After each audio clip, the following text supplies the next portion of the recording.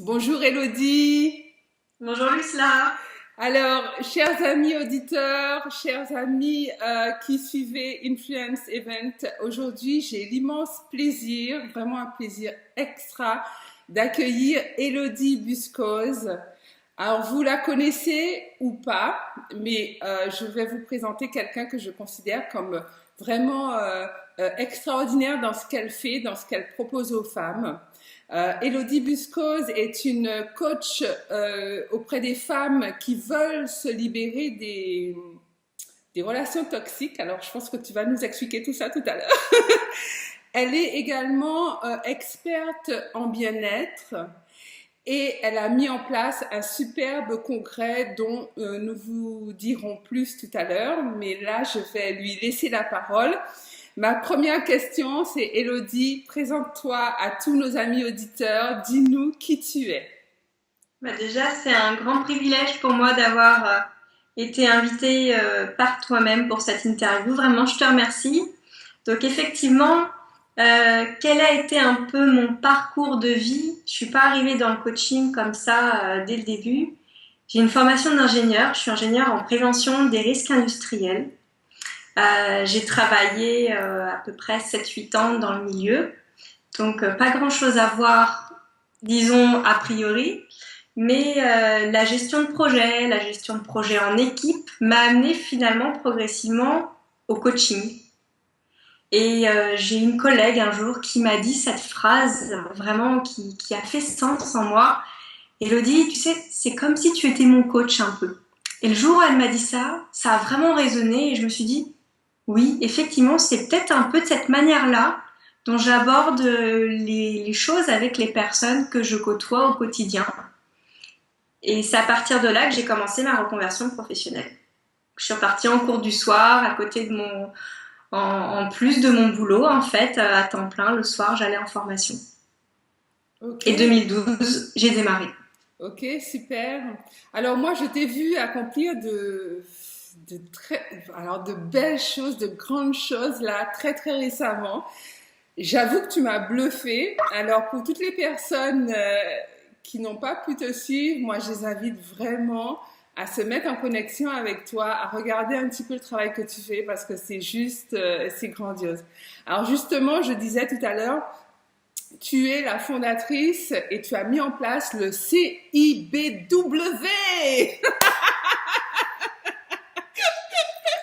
C'est ça. Les gens vont se dire, mais qu'est-ce que c'est que ça? Qu'est-ce que c'est?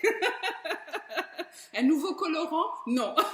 En fait, c'est le congrès international des businesswomen. Donc, qui a eu lieu il y a quelques semaines. Alors, j'aimerais que tu nous expliques ce que c'est, d'où t'es venue cette idée et pourquoi tu as mis ça en place et quel est le message que tu as voulu transmettre à travers ce congrès?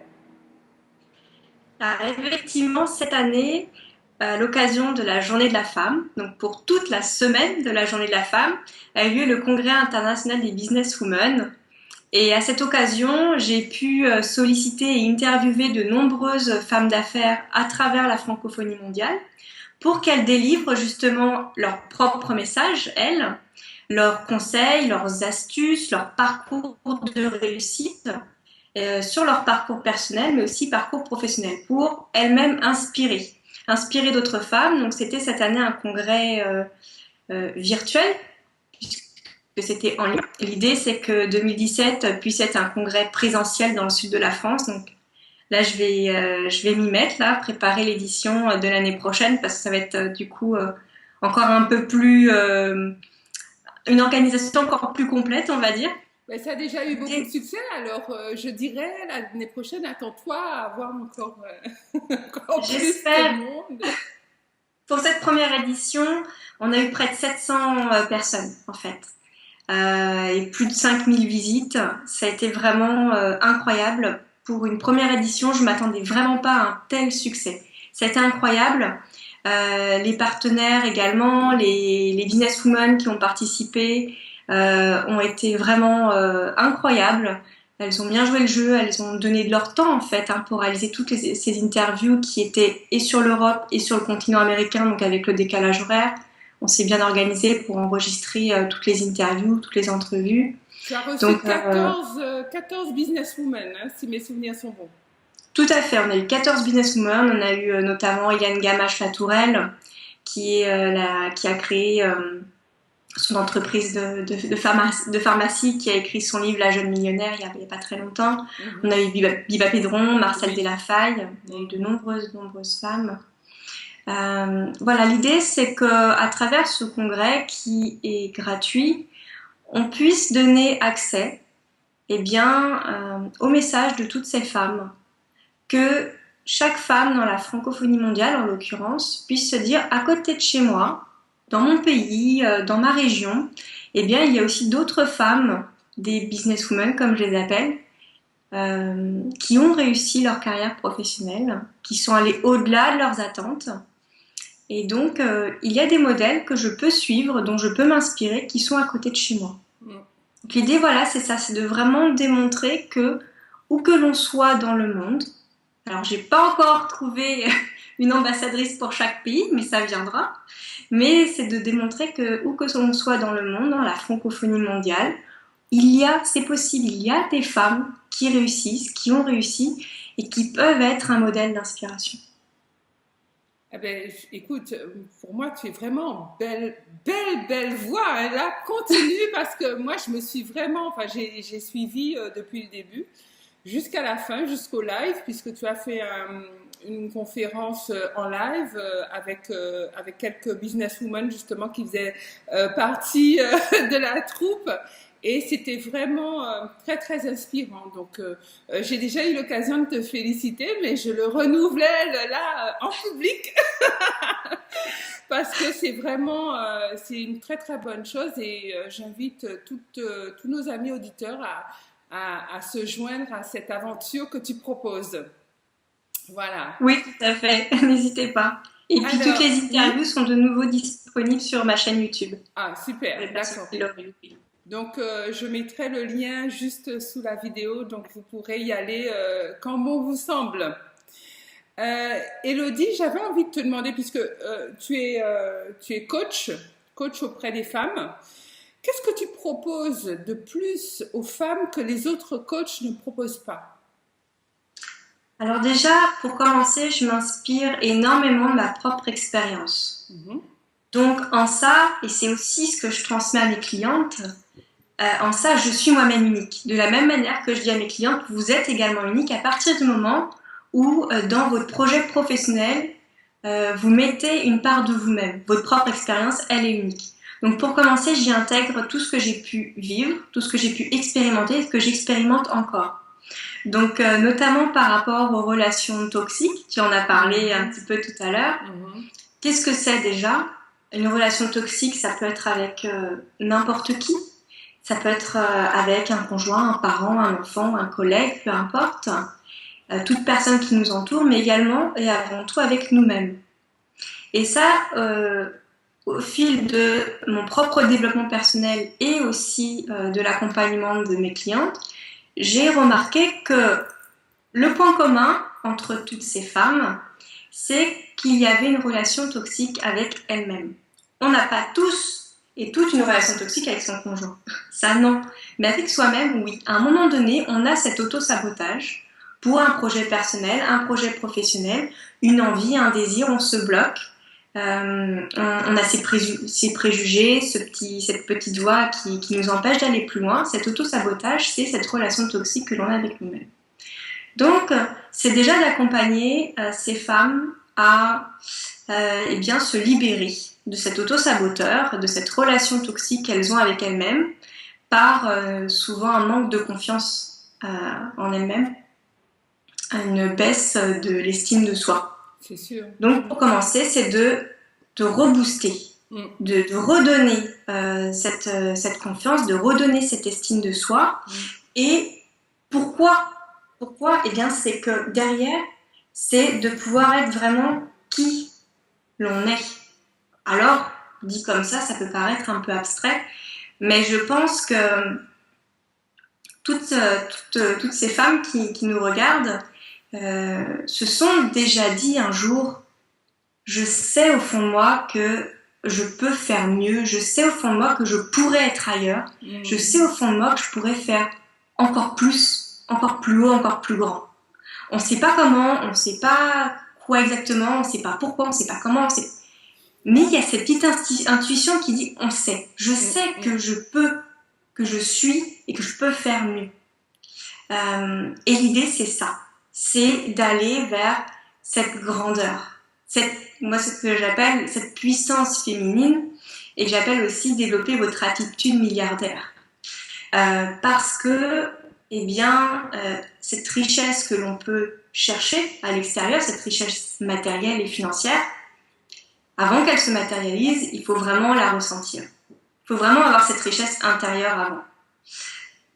Comment imaginer avoir beaucoup d'argent, si on parle de milliardaire, qu'on l'associe directement à l'argent, comment espérer avoir beaucoup d'argent si déjà on a une faible estime de soi-même et qu'on a l'impression de ne pas valoir grand-chose, de ne pas mériter autant, de ne pas mériter le plus beau, le meilleur pour soi par rapport à ses propres critères. Donc, c'est d'aller encore plus loin. C'est de se libérer et d'aller au maximum de son potentiel, même au-delà de ce qu'on peut imaginer de son propre potentiel aujourd'hui. Et de développer toute cette richesse et tous ces traits de personnalité qui, selon moi, forgent cette richesse intérieure et par la suite cette richesse matérielle, à savoir la philanthropie. Pour moi, elle est très importante aussi. Je l'associe aussi au terme de businesswoman. Une businesswoman est là aussi pour une activité économique, mais elle est également présente. Pour moi, cette nouvelle génération de businesswoman est également présente pour diffuser ces valeurs de bienveillance, d'humilité et d'authenticité. Donc, c'est de recombiner un peu, de réassocier ou d'associer, peut-être qu'elles n'ont jamais été associées finalement, ces deux facettes du monde matériel, sur lesquelles on peut avoir aussi beaucoup de préjugés, cette richesse matérielle et cette richesse intérieure aussi, cette richesse d'âme. Et de faire un complément, d'être vraiment une femme accomplie. Tu sais, tout ce que tu dis là, ça m'interpelle tellement parce que j'ai cru que tu étais en train de décrire, tu étais en train de me décrire il y a quelques temps en arrière. J'ai vraiment cru que tu étais en train de me décrire parce que je me rappelle, ça m'arrive moins parce que je pense que là maintenant j'ai plus ou moins trouvé ma voie, mais quand je prenais ma voiture et que je roulais et je regardais le ciel, je me disais mon Dieu, mais le monde est tellement vaste, le monde est grand, le monde est vaste, mais ça m'appelait, tu vois, quelque chose que je n'arrivais pas à définir m'appelait. Je ne sais pas comment dire, mais c'est exactement ce que tu as dit. J'avais un élan mais j'arrivais pas trop à voir comment, pourquoi. Mais je sentais que il y avait quelque chose de grand, quelque chose de plus grand que moi qui était là et face à moi en fait. Et finalement, petit à petit, ça s'est dessiné, ça s'est défini. Et voilà, bon, quand je t'écoutais, ça m'a vraiment fait penser à ça. Il n'y a pas si longtemps en arrière en fait. C'est trouver sa mission de vie. Oui. C'est ta mission de vie qui est encore plus grande que toi, justement. Ouais. Et quand tu l'accomplis, tu es dans tout ton accomplissement d'être. Ah ouais, ça te fait te lever le matin, ça te fait te coucher tard le soir.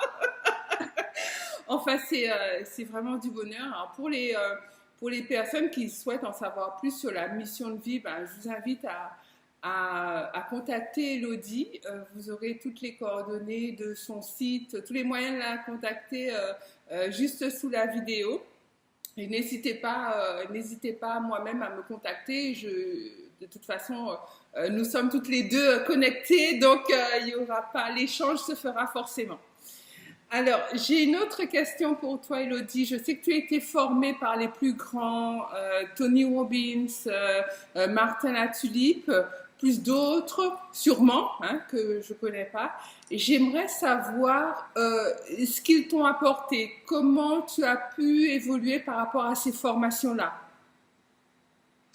Chaque formation, en ce qui me concerne, m'a apporté un complément pour que je puisse retrouver, j'ai envie de dire, tous mes morceaux et me compléter vraiment pleinement. Je retourne d'ailleurs au séminaire d'Anthony Robbins là dans 2 semaines. Je prends ma petite dose d'énergie. Je vais devenir accro, je crois. Chez Tony Robbins, effectivement, pour ceux qui l'ont vécu, ils le savent très bien, c'est même indescriptible. Il faut vraiment y aller pour le vivre. Voilà. Et pour les personnes qui ne connaissent pas, effectivement, regardez un peu, vous verrez les témoignages. Moi, ce que m'ont apporté ces séminaires-là, c'est cet élan énergique, ce regain de motivation, et puis vraiment ce coup de boost pour l'année. C'est vraiment mon coup de boost pour l'année, et ça me permet de retrouver toujours l'énergie pour passer au-delà des contraintes, des aléas du quotidien. Et puis j'ai intégré également l'Académie Zéro Limite de Martin Latulippe, où là j'ai pu récupérer toutes les techniques, toutes les astuces de comment faire. Parce qu'il y a le savoir-être, savoir ce qu'on veut donner, savoir qui on veut être, mais après il y a comment le faire. Et à un moment donné, on se heurte à la technique, vraiment la pure technique, l'informatique, etc. Les stratégies commerciales, les stratégies marketing, communication, c'est vraiment de la technique, et quand on l'a pas, ça marche pas. On a beau avoir la meilleure volonté du monde, si on n'a pas connaissance des bons outils, on pédale vraiment dans la snow. Et moi, c'est ce que l'Académie Zéro Limite m'a apporté. Pour le coup, ce sont tous les outils pour établir ma propre stratégie marketing, ma stratégie de communication par rapport à mon propre sujet, ma propre mission, voilà ce que je voulais vraiment offrir. D'accord. Et je suis toujours en continuelle formation. Oui, toujours. Oui. Je crois que je ne m'arrêterai jamais, il y a toujours à apprendre des plus grands. Il y a toujours plus grand que soi. Tout à fait.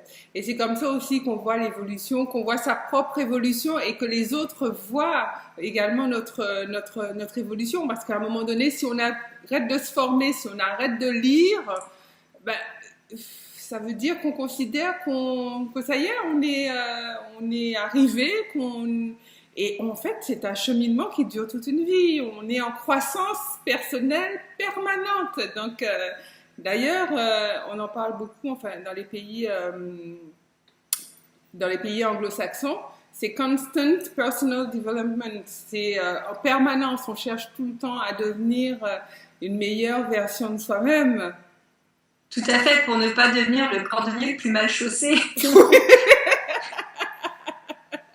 Et ce que je dis toujours à mes clientes, c'est que il n'y a rien que je ne dis ou que je ne conseille que je n'ai pas auparavant testé pour moi-même ou que je n'ai encore adopté. Voilà, c'est toujours quelque chose que j'ai moi-même expérimenté par le passé ou que j'expérimente encore. Mais voilà, ça c'est important pour moi, une sorte d'éthique, de dire voilà, si je dis quelque chose, si je propose quelque chose, c'est que je me le suis appliqué à moi-même avant, que je l'ai moi-même testé pour être vraiment en cohérence quand même avec ce que j'ai à partager. D'accord. Alors justement, pour continuer sur cette thématique de la formation personnelle permanente, s'il y a un livre qui t'a marqué, s'il y a un livre que tu devais un seul, hein, que tu devais conseiller à nos amis auditeurs et auditrices, quel serait-il? Peut-être c'est classique, mais malgré tout, Pouvoir illimité d'Anthony Robbins, c'est un best-seller, et franchement, c'est pas pour rien. Pourquoi? Qu'est-ce qu'il t'a apporté? Ça débloque tellement de choses. C'est-à-dire que déjà, dans ce livre, j'ai découvert assez tardivement, donc il a confirmé des choses que j'avais déjà découvertes sur moi-même avant. Mais au fil de la lecture, déjà, on se dit, ah, je ne suis pas anormale, je ne suis pas la seule à avoir ce genre de pensée, ce genre de blocage, ce genre de mauvaises habitudes, de fonctionnement un peu qui n'est pas le meilleur, honnêtement. Donc déjà, on déculpabilise pas mal. Et puis, après, il y a réellement des techniques. Des techniques de développement personnel, de lâcher prise. Il utilise beaucoup l'hypnose également. Donc, de se réapproprier son esprit, en fait, son intuition également. Donc voilà, après, c'est que derrière, il y a plein de techniques. Moi, j'aime bien expérimenter. Après, je me fais prendre mon propre avis. Effectivement, j'ai pioché moi-même, j'ai testé des choses et j'ai vu les résultats derrière. Donc, ça a totalement aussi changé ma façon de, disons, de voir la synchronicité des événements. On pourrait en parler des heures. Ça, c'est encore un vague sujet, mais effectivement, c'est-à-dire que c'est ma vérité. Il ne s'agit pas de la vérité, mais c'est ma vérité, c'est mon mode de fonctionnement. C'est déjà se rendre responsable de la vie que l'on a. Ça veut dire qu'on est autant responsable des mauvais événements que des bons événements. C'est déjà une chose. Donc c'est d'être totalement responsable de ce qui nous arrive. Tellement vrai ça. Voilà. Et ensuite, c'est que ce que l'on crée comme événement dans l'espace-temps, dans le lien matériel, dans le quotidien, c'est issu avant tout de notre état d'esprit. Donc mon état d'esprit, les pensées que je nourris, l'attention que je mets sur telle ou telle pensée fait que la chose finit par arriver. Alors en bien ou en mal, dans les deux sens. Donc voilà, il y a ça aussi, c'est cette prise de responsabilité qui a changé aussi beaucoup de choses moi dans ma vie.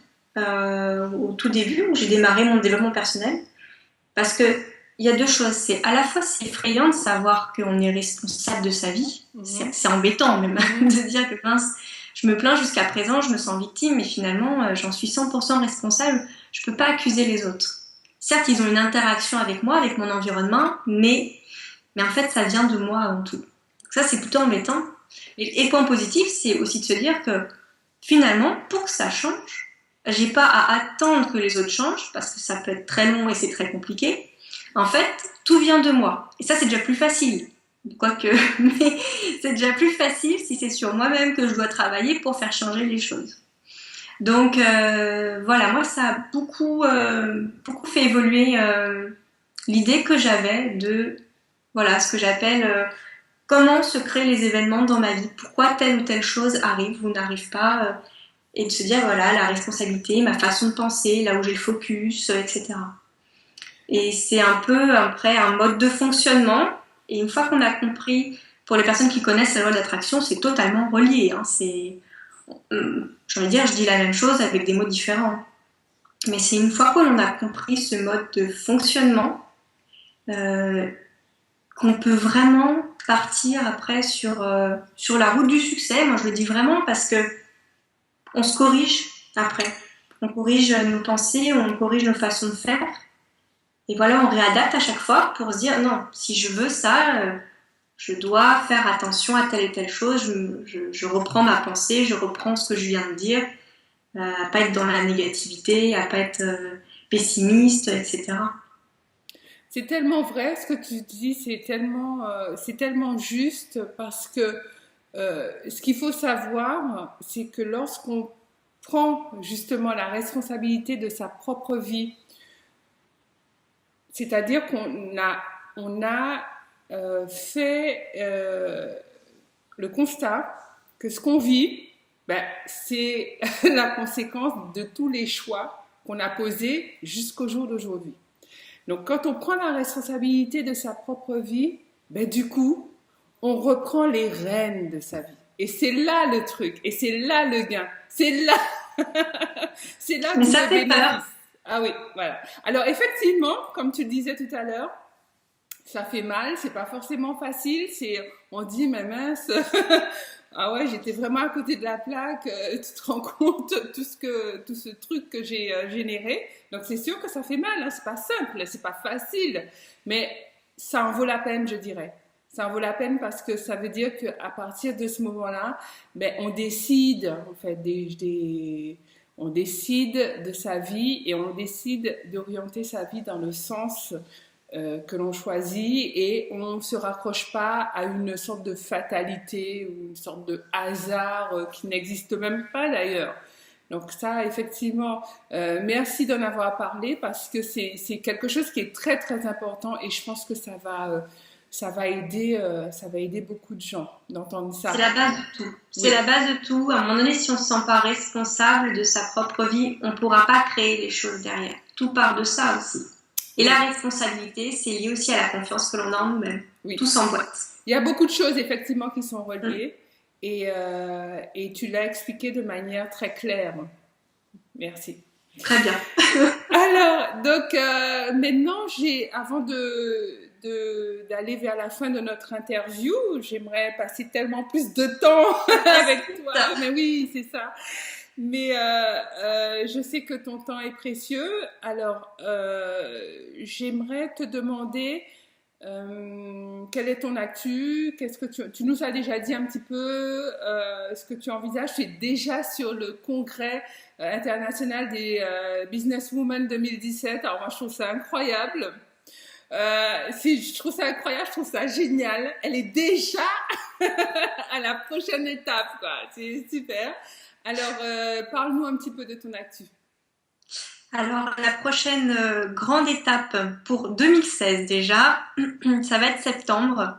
Donc là, je suis en pleine création des modules de la formation, donc de la Businesswoman Academy, qui ouvre officiellement ses portes à partir du 7 septembre 2016. Donc là, ça va être un événement absolument incroyable. Ça va être la première édition, elle va se renouveler tous les ans. Tous les ans, il y aura du coup une promotion. Parce que cette académie, je la veux effectivement décalée. C'est toujours un petit peu mon cheminement. Hein. C'est comme on en discutait tout à l'heure un peu en off, c'est d'être là où on ne m'attend pas et j'aime bien les choses un peu décalées. C'est-à-dire que cette académie de businesswoman, on pourrait se dire oh, c'est juste pour faire du business, faire de l'argent. Non, ça va aller au-delà. C'est ce que je veux. Ça va être représentatif de la nouvelle génération de businesswomen. Qu'est-ce que c'est que cette nouvelle génération? Ce sont des femmes qui ont pour valeur l'humilité, la bienveillance et l'authenticité. Et je veux montrer que ce n'est pas incompatible en fait avec une activité économique et que ces femmes, pour qu'elles deviennent des businesswomen accomplies durant l'académie, elles vont apprendre à développer leur savoir-être et leur savoir-faire pour être ces femmes qui ont développé leurs 6 traits de personnalité. Moi, j'en ai noté 6. Voilà. Par rapport à mon expérience, j'ai noté 6 traits forts de personnalité que l'on retrouve dans les businesswomen de la nouvelle génération. C'est-à-dire que ce sont avant tout des femmes connectées. Donc, on va y apprendre à être connecté à soi-même avant tout, c'est le savoir-être connecté à sa propre intuition et être connecté avec les nouvelles technologies. C'est toujours savoir-être, savoir-faire. Être une femme créative, c'est important. Pour être une businesswoman accomplie, il faut être dans la créativité, ça me paraît être essentiel. On ne va pas refaire ce qui existe déjà, c'est d'aller de l'avant, c'est d'être dans le renouveau, exactement. Et la créativité, on l'a. Je fais juste une parenthèse pour les personnes qui ne te connaissent pas encore. Quand elle vous parle de créativité, chers amis auditeurs, faites-lui confiance parce qu'elle est hyper créative. Même sur ta page Facebook, je veux dire. Hein, quand je vois les photos que tu postes, enfin, je trouve ça, j'adore. C'est plein de couleurs, plein de peps, plein d'énergie. Enfin bref, voilà, je ferme la parenthèse. Vas-y, continue. Génial. Justement, ça s'apprend pour les personnes pour qui ce n'est pas inné, la créativité, ça s'apprend. Il y a aussi une sorte de lâcher prise pour laisser venir l'imagination. Et après, il y a les outils, parce que c'est bien d'avoir des idées, mais il faut les matérialiser aussi. Donc, il y a les outils derrière. La femme visionnaire. On peut être créative, mais pas forcément visionnaire. Ça se complète, mais c'est pas la même chose. Être cette femme visionnaire, être cette femme philanthrope. Il y aura également tout un module sur la femme philanthrope. C'est là aussi où je montre la connexion. C'est-à-dire qu'on peut être une femme d'affaires, une femme d'argent, mais aussi une femme de cœur. C'est pas incompatible. On peut être vraiment les deux. Et on est vraiment complète. Pour moi, c'est comme ça que je le vois en tout cas. Il y a également la self-made woman. Donc, c'est cette femme qui finalement part de rien ou de peu et qui peut quand même créer son propre chemin. Certes, quand on a des bagages, eh ben c'est super, c'est encore mieux, c'est super. Mais pour autant, si on n'a pas de bagages avant, la route n'est pas tracée. On peut créer son chemin puisqu'on est dans la création justement. Donc tout en découle. Donc voilà, moi je suis pleinement dans la création des modules, l'académie qui ouvre en septembre, qui est une académie sur 10 mois. C'est 10 mois de formation avec un séminaire en présentiel à mi-parcours, donc au mois de mars. Donc mars 2017, donc il y aura ça aussi à préparer. Et puis l'idée c'est que le congrès 2017, le congrès international des businesswomen, soit du coup en 2017 en présentiel dans le sud de la France, pour pas trop en dire, plutôt vers Cannes peut-être. Donc il y a un gros boulot voilà d'organisation, donc un an finalement c'est pas trop, voilà, pour la semaine de la journée de la femme toujours, puisque c'est vraiment une période symbolique en ce qui me concerne pour ce congrès. Ça me paraît une évidence de caler le congrès pendant cette semaine-là. Super. Eh bien, Elodie, je te dis vraiment merci parce que ça a été un régal ce temps passé avec toi. Je suis hyper contente de partager ça auprès de l'audience d'Influence Event. Chers amis auditeurs, si la vidéo, si l'interview vous a plu, ben, likez-la, partagez-la, diffusez-la autour de vous parce qu'elle fera sûrement beaucoup de bien aux personnes de votre entourage. Et n'oubliez pas que nous contribuons tous et toutes à faire de notre monde un monde meilleur. Donc, Elodie, je te dis à très bientôt. Et vous, chers amis, je vous dis également à très bientôt, à samedi, pour de nouvelles aventures en développement personnel. Bisous, bye bye. Bye.